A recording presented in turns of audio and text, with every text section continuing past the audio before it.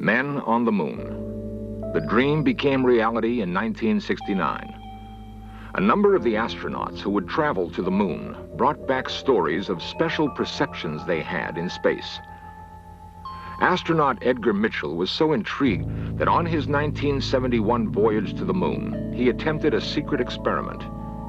Mitchell tried to send telepathic images to 4 colleagues on Earth. The results were analyzed by mathematicians. They concluded that the odds against duplicating Mitchell's results by chance were 3,000 to 1. You ready? Okay, pay attention now. Think of what I'm thinking of. Here I go. The same simple experiment Edgar Mitchell performed from the moon has been performed by amateurs and scientists on Earth for 50 years. The results argue persuasively that something more than chance is at work. They also indicate that at one time or another, most people exhibit some ESP power. Children are often particularly sensitive. Perhaps that's because no one has taught them to laugh at ESP. There are newer, more sophisticated ways of testing ESP. Tests that seem to confirm some ability in people beyond what is considered to be the normal range. Investigators are beginning to find ways to perfect those abilities. ESP is real, they believe, and it can be taught to almost anyone who is willing to learn.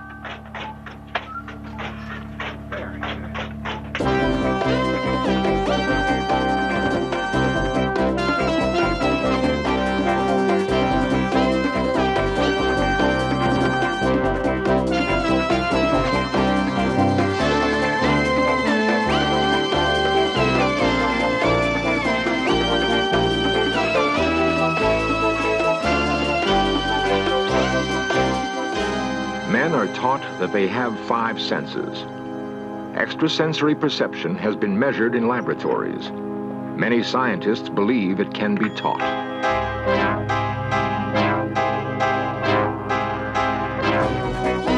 This series presents information based in part on theory and conjecture.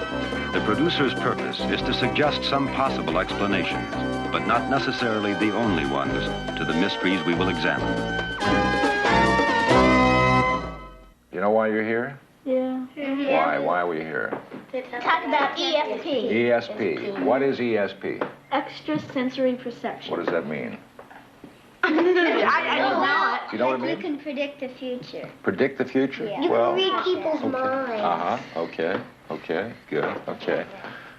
What did I just do? How do you know?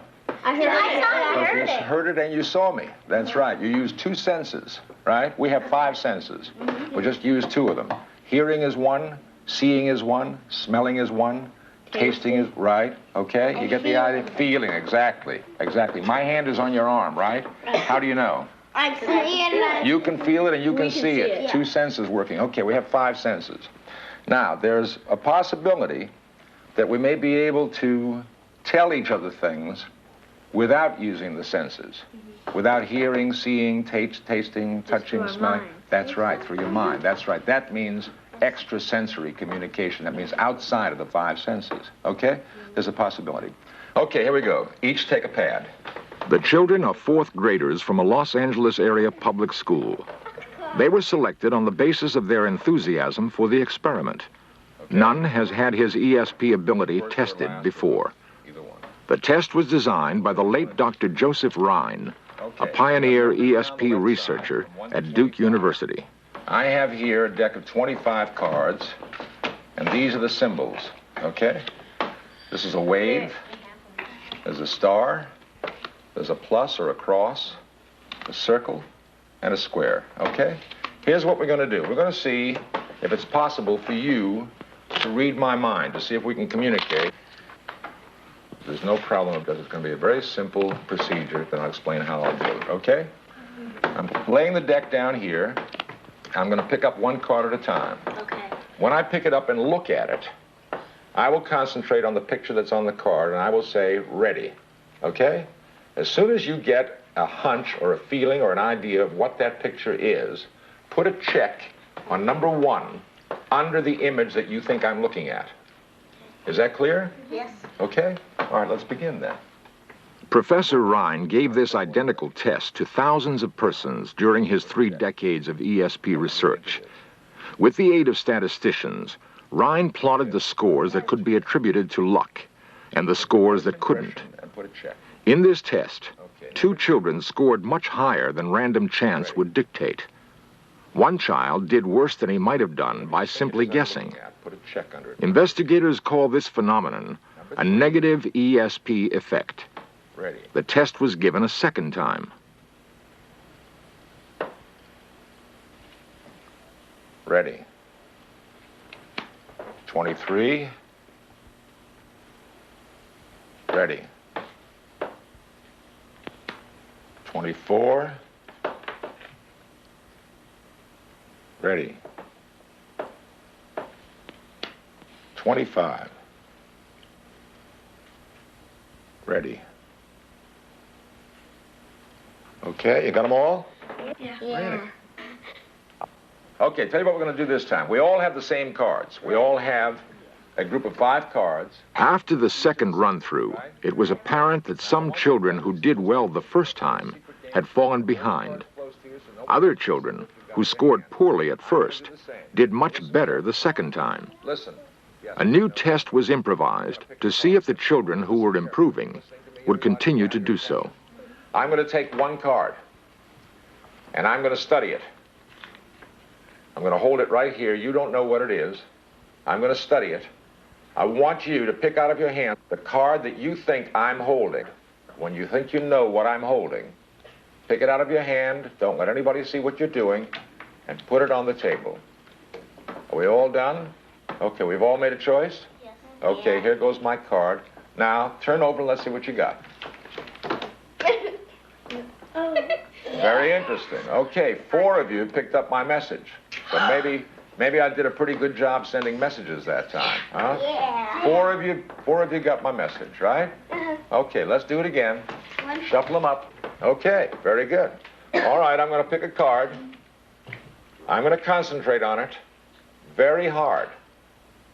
See if you can tell what I'm looking at. I'm staring at it very hard. We all got the message? Yeah. Okay, here we go. Turn them over. I have a circle. Okay. All right, we did 3 that time. I did a little better the first time, didn't I? You got both of them. How many got it twice in a row? Just the 1. Okay. Relax. This is not hard work. This is not hard work, except for me. Okay, we ready? All right, I'm picking a card right now. I have it. Everybody down? Everybody got a card down.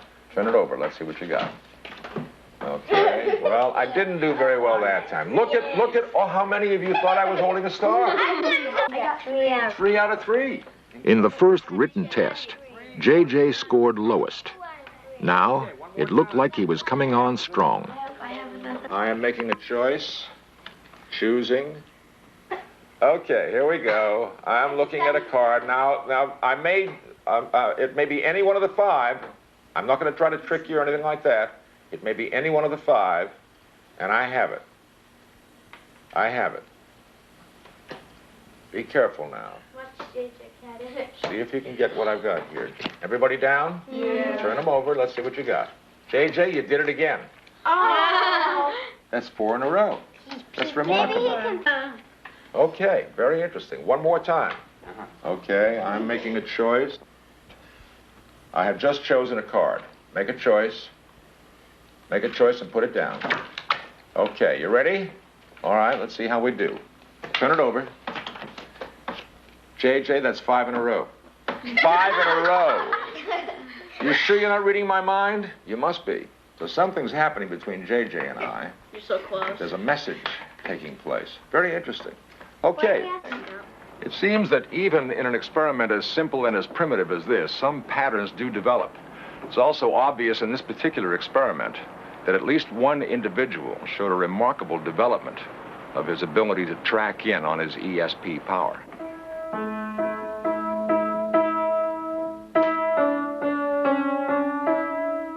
It is possible that ESP skill is like musical ability, something that most normal people can perfect with study and practice. Certainly, there are young virtuosos in ESP, just as there are in music.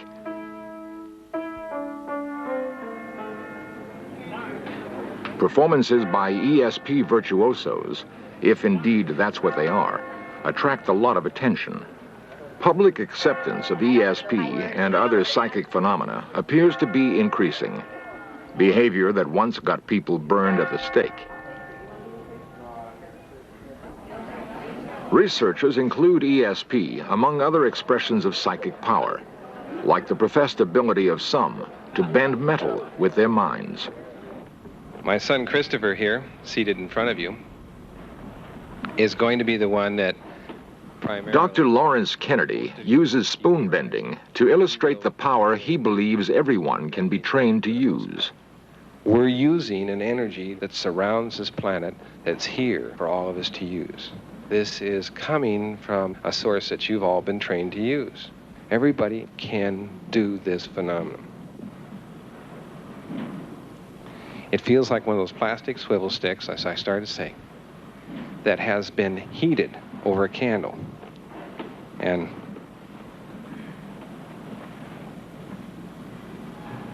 everybody see that?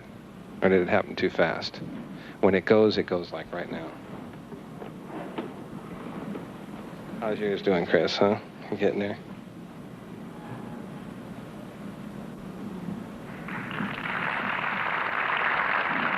There you go.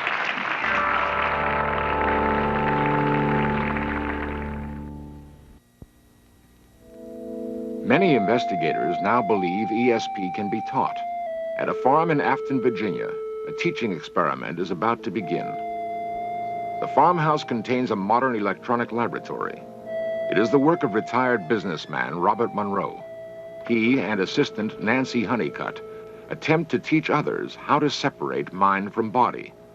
It is a feat Monroe has learned through trial and error. We're going to start off by putting the electrodes on.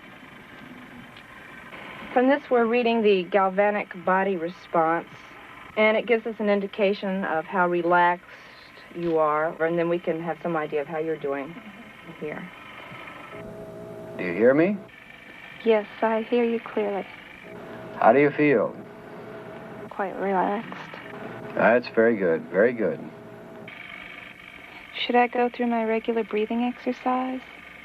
Just begin your resonant breathing exercise. Your resonant breathing exercise. Start it now. The experiment is designed to give people a new perspective on the power of their minds.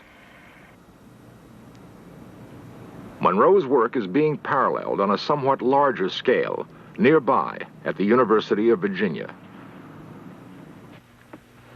At the American Institute for Psychical Research in New York, a man named Alex Tanos is about to undergo an elaborate test of his ESP powers. From an insulated cage, Tanos will try to project his mind's eye into a nearby lab, there to see an image projected on a screen.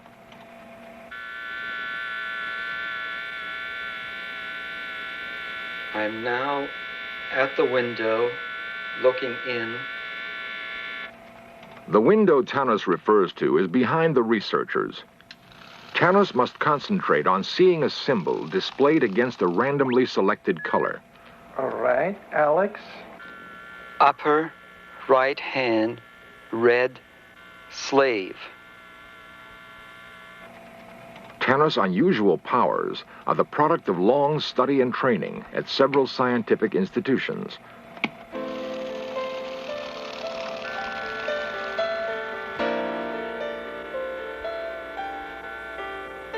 The University of California's Davis campus near Sacramento. Here, as elsewhere, ESP is undergoing increasing scientific scrutiny. Dr. Charles Tart is a psychologist. ESP is really the name for a paradox. It means something happens, information gets transmitted, and we don't know how it gets there, and we think it shouldn't get there given the way we understand the physical universe. I'd like to be able to say it's a certain kind of energy, but we can't say that. We don't know enough about it.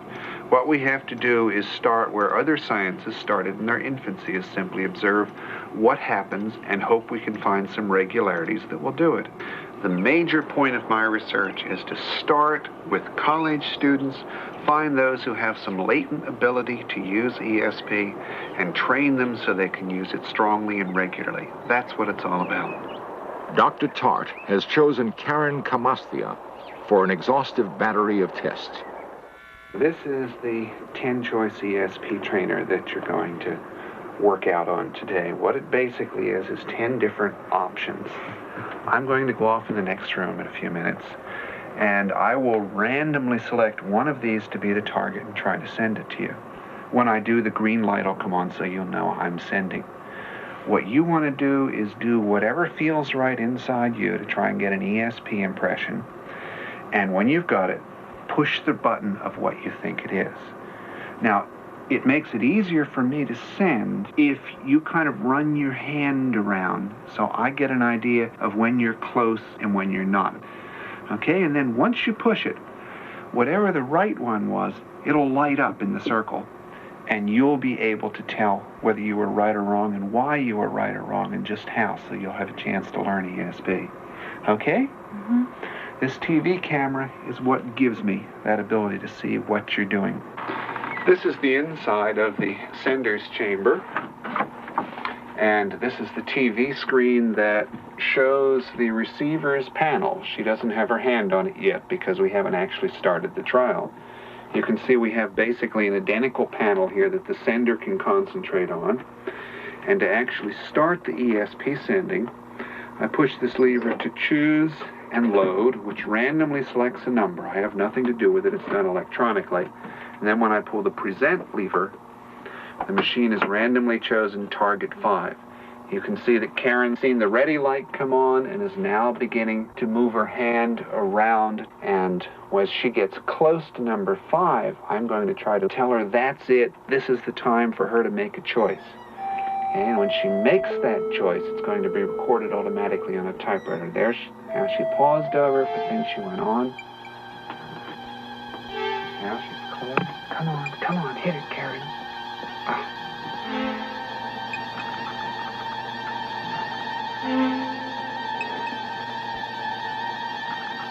Karen misses.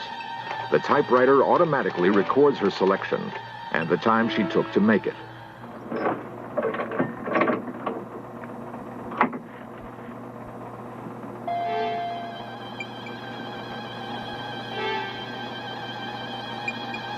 What I'm trying to do is work on a theory that says you learn anything by trying and seeing whether you succeed or fail. But you've got to know immediately so you can associate what your internal mental state is with whether or not you succeed or fail. I was going to do that one too. What I've been trying to do in research is give people immediate feedback as to whether they're right or wrong as they go through an ESP task, so they can learn what goes with being right, what goes with being wrong, and then change their strategy. So when they start feeling those things that go with being right, they'll respond, and when they feel the things that go with being wrong, they'll wait or try to change their internal state. This, I hope, will be a key to better, more reliable ESP.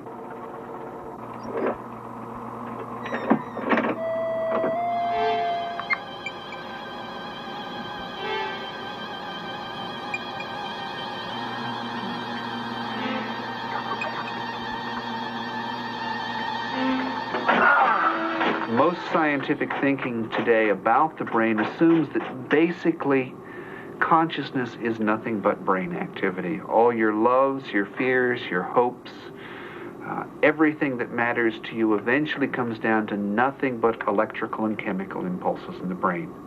And I think that's in many ways a true view. The brain is certainly important, but also a distressing view because it leaves out what we might call the spiritual dimension of man.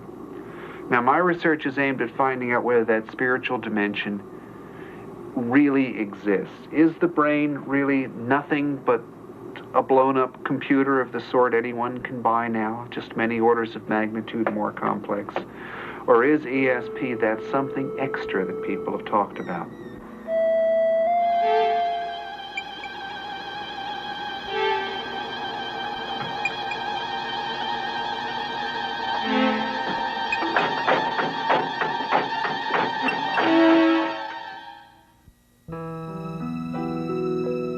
The village of Tiahuanaco, Bolivia. It is an old village, but the strange stone figures that watch over it are older still. Karen Getzler is a psychic. She has traveled all this way from the campus of Duke University to help unravel the mystery of the stones. Explorer David Zink has sent for her.